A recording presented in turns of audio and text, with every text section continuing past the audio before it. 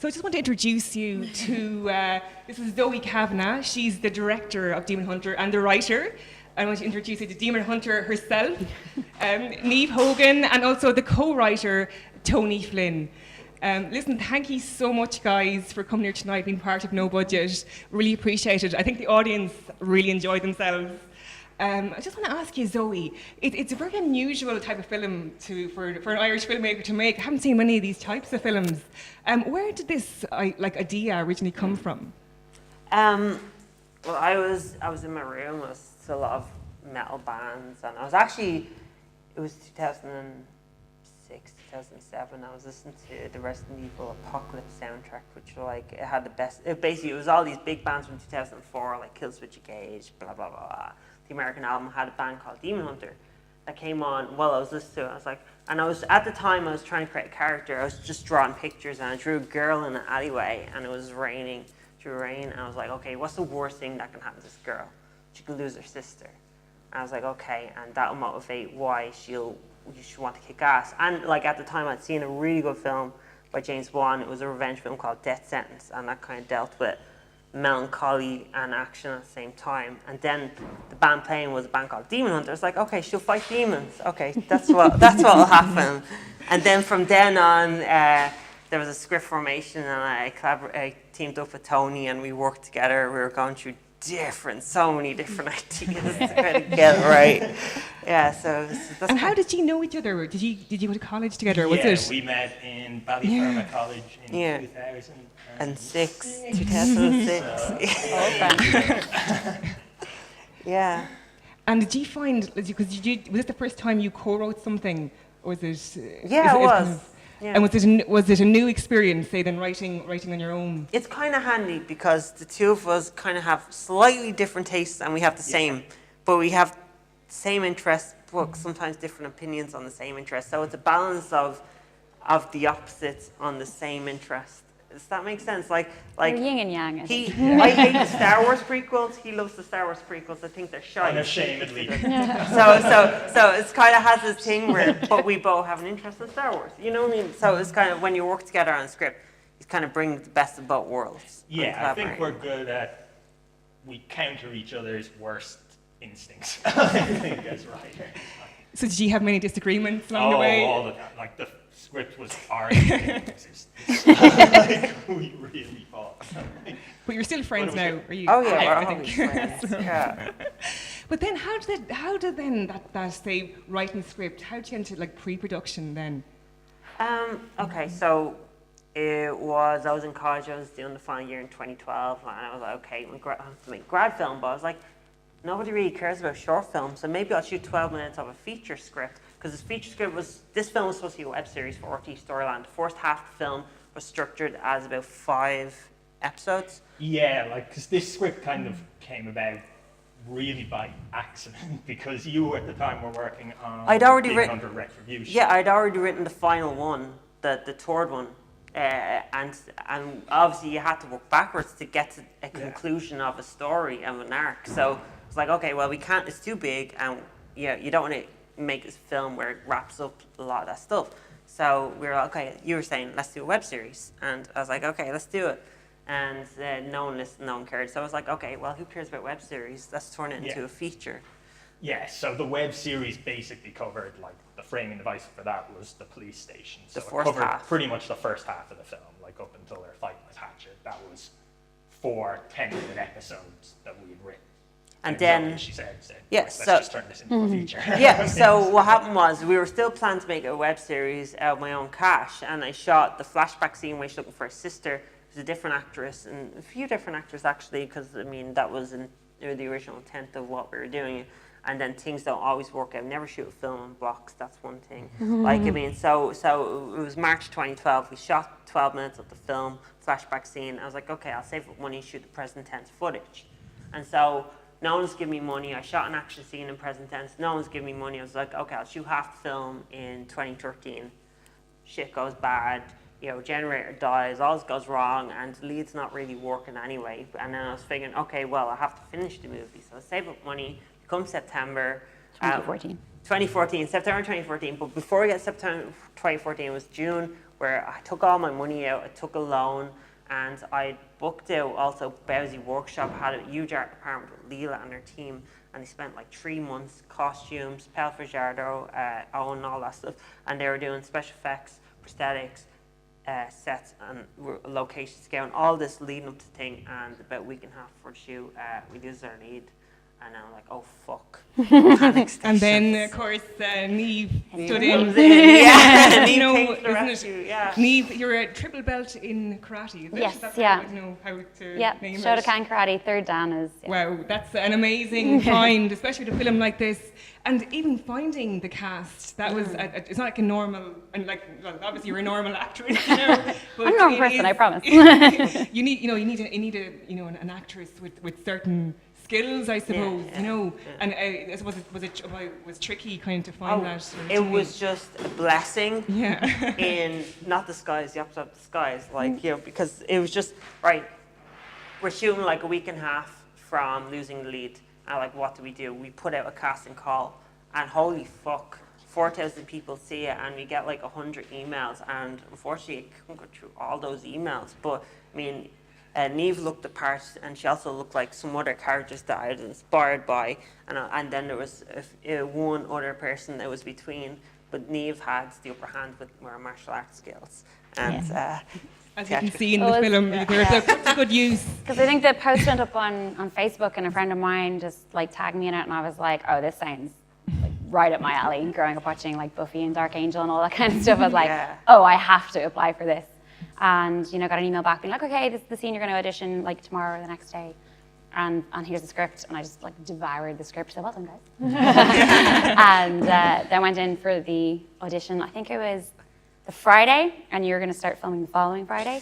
So it was all very quick, wasn't it? It was very quick, and I was like, I want this so bad, I want this so bad, I want this so bad. And then on the following Tuesday, so 4 days before we start shooting, I get a please call me message from Zoe. And I was like, oh, this bodes well. The director clearly has nobody. But so I called her back, and then she got the part, so I was really happy. Went in, did some costume fittings the next day, dyed my hair black. All that kind of stuff. So it was actually, you had to dye your hair black, was it? Yeah, my hair would have been like the this. Contract, yeah, just kind of. Actually, and then we had to shoot some of the flashback scenes for younger Taryn, and they pulled out this wig, and I'm like, are you kidding me? You long auburn red hair, you just chopped it off. It looked like that like 2 days ago. But no, obviously we were shooting it in out of sequence. And can I ask actually just about the funding aspect of it? You mentioned there, was it self-funded? Yeah, well, originally Especially she had no credit. Yeah, I had no credit.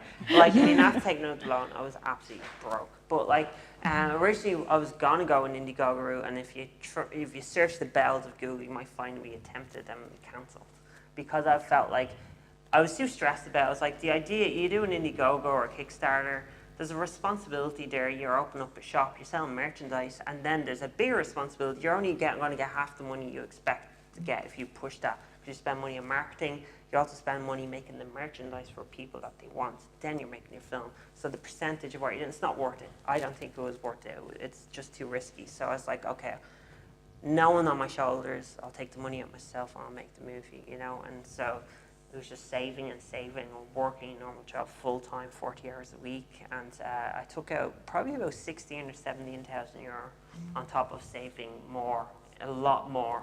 And then after production, post-production cost crazy money for over 2 years. Just all my money went into it. So I mean, it's so important, like the marketing aspect of this, with the posters, and that's where like a lot of the money gets eaten up, doesn't it? It does. Like I mean, I think the total spend I think I've spent was, and people ask me, say you could have bought a house out of that, like 70 grand. Like. But as you can see tonight, it was well worth it. You know, I have to mention the art in this was absolutely phenomenal. As people can agree, especially for a lower budget film.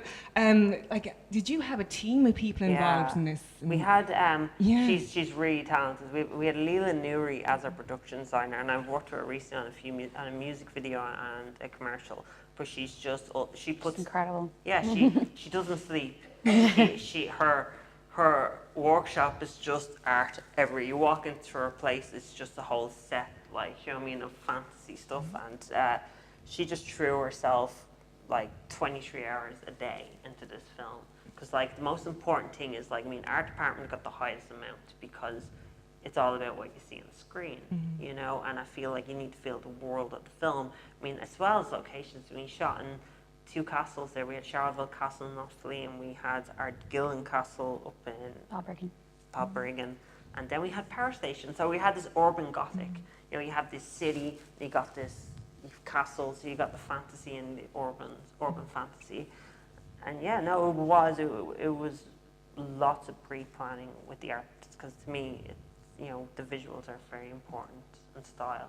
Absolutely, and it really shows, especially a film like this, you know. But so where does this film go next? Has it been picked up by a distributor, hasn't it? Yeah, I mean, we got released in the UK and Ireland, it's released through Left Films. In the States, it's released through Wild Eye Releasing. In South Korea, it's released by a company, I don't remember their name. China, I still don't know the name of the company over there. And then there's still more companies there. Well, the thing is, my sales agent sells it through all these companies, and then eventually in time we'll see returns. Right now we still haven't seen returns, but hopefully they were good. We'll see. Yeah, no, it got out there. It's been out there, and it's been seen by a huge audience, and it was on Sky Movies for about 3 or 4 months. Yeah, no, it's available anywhere now. You go onto Google Play on your phone, you'll find it. And is this the first in, there's a trilogy, is it? This is the first? Yeah. The plans are they for the next? Yeah, well, okay, here we go. No. She will tell you the whole thing. No, I'll tell you that I've got the titles of the first 3 films. If we get to make 2 more films, is the first film's called Demon Hunters. You know, the second film's called The Demon Hunters, and the third film's called The Last Demon Hunter. So that'll kind of. So keep an eye out now. That'll Here's give you this. kind of hints of where it's going. So what's happening next for each of you? Just Tony, what are you working on at the moment? At the moment, I am back in college, so I'm throwing myself fully back into that for the moment. And also, like, I've finished the first draft of a young adult novel that I'm trying to get work up the courage to reread it again and find out everything that's wrong with it, like, and start rewriting. So yeah, I'm changed to a typewriter again. Keeping busy anyway. Yeah. So and Niamh, what's the? At the moment, I have a theatre company, and we have a show coming up. So I'm in rehearsals and production stuff for that. It's completely different to Demon Hunter because it's like family show stuff. So I play a princess. Oh, so very different to Taryn. And then also I work. I'm a stunt performer as well. So I work on Vikings as well. So I'll be out there next week.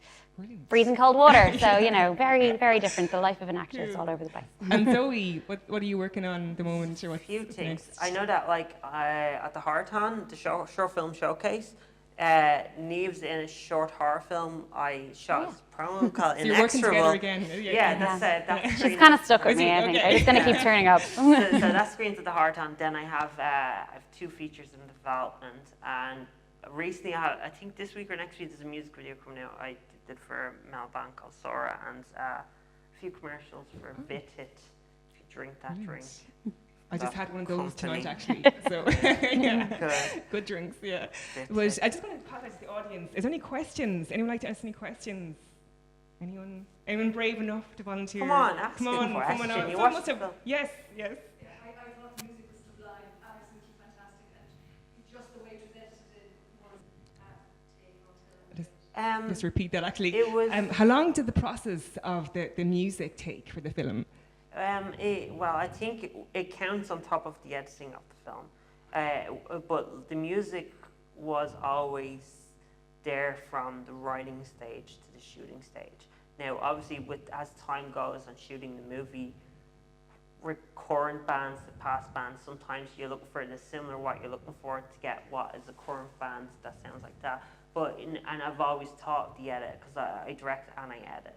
So, it did take about a year to edit the film, and I did take my time with a lot of it. A lot of it is about beats. I mean, as you know, in the scenes, it cuts to each moment. Like, someone will say something in one scene, and someone will answer in a different scene. They answer it to someone else. Like Luke Besson did that in the Fifth Album.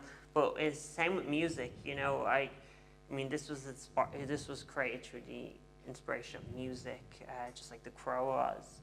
And I think, I was it was a fun thing to do, especially when you cut fight scenes to music. And the fight scene at the end with the heavy metal music, I had fun with that because I'm cutting to the beat, but I'm pumped because I feel like it works for the fight scene, and also it makes you feel empowered. And to me, I'm glad that a lot of people clicked with the soundtrack because it really brings the aesthetic of the film together. And I did. It took about a year of editing, and it was. And is there a DVD of the soundtrack? Is it out on iTunes? It's not in physical, but it's available on iTunes, Spotify. However, the soundtrack's out, but not all the songs are going to be on it because some of them are on labels that it's just too complicated. So just check the end credits of the film or go onto IMDb, and if songs aren't on the album, you can make your own playlist. Any other questions in the audience? Yes, yeah. It's not a question, I have to say, for your tenacity, the relationship you developed with your piggy bank at the credit union, and the way you kept that well done, and look forward to what you do in the future. Cheers, thanks. Appreciate that. It's funny because actually I rang them up and they were like, oh, what do you need 10 grand for? And I was like, well, I want to make a film. And they were like, really? I was like, yeah, it's an independent self-finance film. What's it about? I was like, it's about a girl who loses his sister and fights demons. Oh, that sounds great. Okay, well, sure. Don't lie. That's what AIB says. Like, I'm serious. But it's so important, though, isn't it? Like, just developing those relationships with your local credit union or just getting the backing. You know, it's so tough, isn't it? But It you is, just have to keep pushing, and that's why you have to keep a steady job time so they can trust you that you Yeah. have a job. And now I'm freelance, so I'm just like, if I find out this, they're gonna kill me. Anything else? Anyone? Yes. I mean, it's such a huge project and it's amazing, and I'm so impressed by it. I'm really proud to be Irish and like, wow, this is awesome to really bring it out. Okay, so Did you? Sorry, just to repeat this. Did you know how big it was going to get, and did you have a team of people around you before you got the money? So, 2 questions. The first section of the question, right? It's kind of like you're like, I have this great idea, and I know people. Yeah, I know this demographic for this because you got your Resident Evils, your Underworlds, you got all these female action. You know, there's a genre and there's audience for it. So, but it's like, okay, I've got this idea. I want to present it. I'm not in a circle, so no one's going to give me cash. But so it's like stepping up and gate crashing a big stage, an arena stage, and just like, will it click? Will it catch on to some? And so like I kind of felt it would. You know, in the end of the day, I kind of knew, like, because I mean, I'm approaching it myself as a fan of these types of movies. So if I like it, I'm sure other people like it, you know. And then, so I knew it was going. I really wanted to push as hard as I could because I wanted to get to the third one, Retribution, because that's it's like the Dark Knight. It's insane, like, you know, you find out who killed their sister, you find out everything. But, right, okay. So, but anyway, and then what was the second section? What was the second question again? Did you have your team of people in place before you got it? Did you have your team of people in place before you got the loan? Yeah, we did. That was the scary thing because we did have everyone in place and preparation already had begun. Was it getting approved or not was the scary moment, you know, because like, oh my God, you know, I have everything in place, and now I was literally waiting for that approval. And if that approval didn't come true, I mean, I was afraid sharks would be coming to eat me alive. But no, yeah, that was all in aligned and fun. Any other questions? Yeah. We weren't sure how to decoration. How long did all that kind of feature take? How long did all of this set decoration and that kind of art take? It was kind of tough because, I mean, a lot of it was already built through, like, I mean, me and Leela would travel to the locations. She would take measurements of the rooms and the sizes, and then she'd do her maths on how she'd design everything, or design the chair, or design I don't think you can make it out in the film, but when they're standing in the final battle area with all the demons, on the side there's these drapes of like this naked woman, like you see her breasts and her face and she's screaming as the tortured soul thing, and there's like 8 of them, and that's actually Leela. She molded herself, but like so there was all this hanging from the ceiling by fish hooks But you know, a lot of it took weeks and weeks, and because we had travel to the locations, and we'd go and we'd do the research on sizes and measurements, and then it's just dressing when you get there, which would take an additional 8 hours, 6 hours. Yeah, it was like most of the day, Leela and the art department were in there dressing. Yeah. They'd done all the work beforehand, really. And if you buy DVD, there's a great features extra behind the scenes showing all this as well. So the lucky ones that won, you'll see it. But there is one on YouTube as well, which is about half the length as the one on DVD, which kind of gives you a little taster of what happens. Because you had a warehouse, wasn't it? You had a warehouse and everything. We did. We teamed up with Bowsy Workshop, and they've done a lot of big Irish genre films. And Aoife and Ben took us in, and they helped us. You know. Anyone else? Anyone other questions? Yes. Yeah. Just in terms of your like fight scene, the free reign, the whole, kick-ass. So were a lot of the scenes choreographed, or was there? How did it work? They were all choreographed. So because I came on so late, kind of 3 days before we started filming, and the way you'd originally shot some of the film before, the only fight scene that we shot in the first block that September 2014 was the final battle. And because I came on so late, we got the fight directors who were working on that at the time came to Charleville Castle, where we were filming Offaly, and I learned the choreography at like 1 a.m. and we shot it at like 2:30 and finished shooting it at 6 a.m. So that was very intense. And then for the reshoots that we did kind of a few months later for the opening battle and the rooftop battle, we had a good few more weeks. A fight director who works in Vikings, Jonathan East, was free, and he came and worked. And we Keith did, Ward as well. And Keith Ward, they came and we did a whole load of more planned choreography and stuff like that. So and that's kind of I think they all work. The opening fight and the middle fight are kind of better than the final fight. Because, I mean, we didn't have enough time down Offaly anyway. Like, it was really tough, you know. Intense. But at least the story comes across. And what was the weather good or bad, or? Oh my She God. must have sacrificed something to some god or some demon, because September was gorgeous. It didn't rain in The September. day we finished filming, and then we went to a wrap party. The next day, the heavens opened, and I was like, she sacrificed something to someone. Whole 'cause month. It was Literally whole incredible, month there was beautiful. No rain. That's the one thing about shooting in Ireland outside. Yeah, You know, it and you're was- taking risks. You know. Seriously. We just have time for one more question. If anyone wants to ask something interesting, or anything else. No? Yeah, yourself. What is cinema to you? Well, that's a good question. Wow, that's an intense So one. we'll ask each of you to finish up. So I'm gonna- what's cinema to you, and how would you define it? Tony? Cinema to me is the Star Wars prequels. Okay. Means I love them. Wow, that's a tough one. I feel like I'm back in college. Okay. Cinema to me is being taken somewhere else.